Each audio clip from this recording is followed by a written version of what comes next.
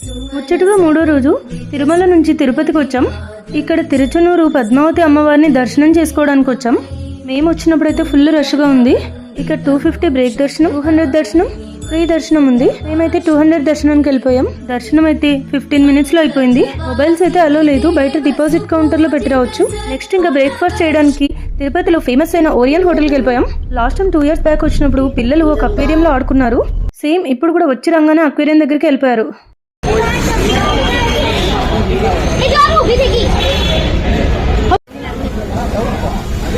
Abhiram breakfast అయితే పూరి, ఉప్మా, దోశ తీసుకున్నాం. Taste అయితే బాగానే ఉంది.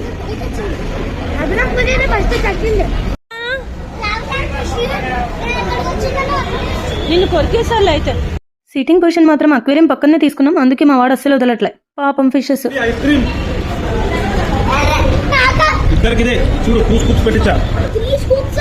ఐస్ క్రీమ్ అంటే అంత ఆనందం మనకి. Bye bye.